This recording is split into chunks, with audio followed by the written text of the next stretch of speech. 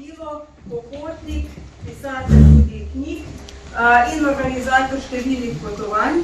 Darinka mi je marsikaj lepega povedala iz teh njenih doživetij na popotovanju po Islandiji, tako da komaj čaka, da bo ta svoja doživetja podelila z vami. To, da vas je danes toliko prišlo, tudi dokazuje, da ste željni tega znanja oziroma vseh teh informacij, ki jih je Darinka pač doživljala na potovanju. Tako da sedaj pa predlagam gospodu Legradiču oziroma mu predajam besedo, da se nam predstavi, pa potem začne z tem predavanjem predstavitvijo potovanja po Islandiji. Prijeten večer.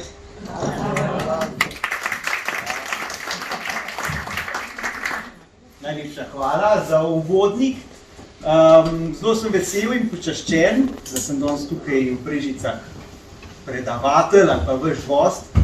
Moram reči, da so mi vaše mesto mi je všeč, ker dolga leta nisem imel tukaj nobene povezave, no potem pa so prišle v moje življenje knjige. No in je založba Primus odločila, da jih začne izdajati. No in tako sem jaz z enim korakom vstopil v Brežice, pa je potem prišla Darinka, pa sem z drugim korakom bil tle. Potem pa še znanci, prijatelji, so tukaj na tej strani neparni. Tako da se pa že kar počutim, da sem prišel na nek način nekako domov, ali pa v nek tak domač kraj. Tako da najlepša hvala.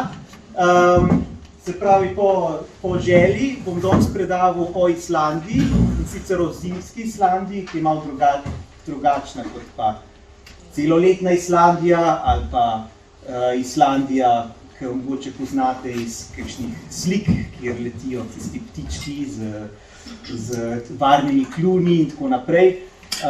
Moja Islandija je taka temna Islandija z močnimi vetrovi, surova, ampak na nek način tudi taka, čeprav je temačna, ima neko tako toplino, nek tak čar, kater prevzame.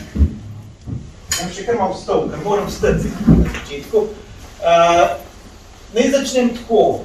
Bil je en tak jesenski dan, bolj pozno jesenski, vse bo temno, temačen. Jaz sem že planiral, jaz organiziram ture na Islandijo, no in sem tam zbiral te ljudi, no pa mi zazvoni telefon, pa me kliče ena prijazna gospa, odprej Brežic, ja, Žijo, jaz bi pa tudi šla, pa sem že čakala dolg časa.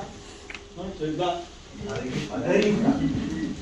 Pa sem jaz rekel, super, odlično, kaj pa misliš o vremenu, Darinka, in mogoče te kaj moti, da bo pihal, da bo na Islandijo, vsi hočejo imeti lepe slike, vsi hočejo imeti tako lepo vreme, pa sem rekel, ja, Islandija pa ni tako, to je tam prsimer na tečaju gor, mogoče pa ne bo glih tako, ne priprav se, da mogoče v avto ima vnuka, pa bo po dveh kolesih tis avto šel, pa bo lepo pravil, reka ne, boš videl vic, tam ko jaz grem je vedno sonce. No in kaj se je zgodil? Se pravi, čez 3 mesece, pred enim mesecem je to bilo, ko smo imeli potovali na Islandijo z Darinko, je bilo od prvega dneva do zadnjega dneva sonce. Ja, snega, sodre, vetrov, se bom pokazal preko slik, skratka ekstremno vreme, mišljeno, a na islandski pregor vedno prav, če ti ni všeč, pa počakaj 15 minut. In potem se bo vreme spremenil, ampak evo.